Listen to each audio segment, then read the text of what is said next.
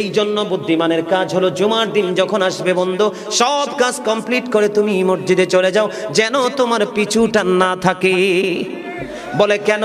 আমাদের দোষের কিন্তু বন্ধু শেষ নাই। জুমার দিনে মুসল্লিরা যায় সবার পরে এবং বের হয়, ইমাম সাহেব যখন ডানে বামে সালাম ফেরায়, মনে হয় যেন বন্ধু বিশ্বযুদ্ধ শুরু হয়ে গেছে, কার আগে কে রে বার হয়ে যাবে।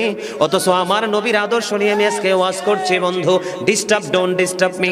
তোমরা আমি বললে আওয়াজ দেবে, নয় তো চুপ করে আলোচনা শুনবে, কারণ আজকের সময় অত্যন্ত গুরুত্বপূর্ণ। কারণ আমি যদি 5টা সময় 5 মিনিট সময় পাই, একটা হাদিস শোনাতে পারবো। হয়তো বা এই একটা হাদিসে আপনাদের কারো না কারো হৃদয়ে ছুঁয়ে যেতে পারে, আর এটাই আপনার জীবনের জন্য, হেদায়েতের জন্য যথেষ্ট হতে পারে। বন্ধু, মুসল্লিরা যায় রে সবার পরে, বের হয়ে আসে সবার আগে। এটা মুসলমানের কখনো চরিত্র হতে পারে না, তাকওয়া সম্পূর্ণ ব্যক্তির আদর্শ কখনো হতে পারে না।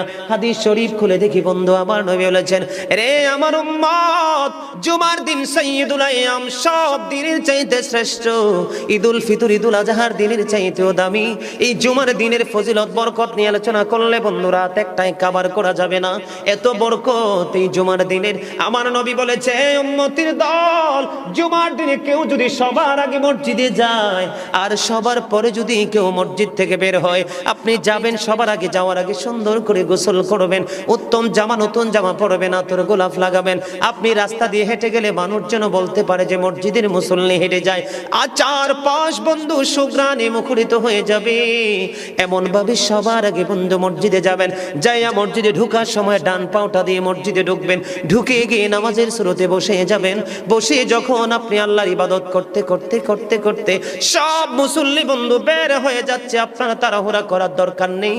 কারণ মনে রাখতে হবে, আসছি সবাই যেমনি একা একা, আবার যাব একা একা, হিসাবও দিতে হবে একা একা।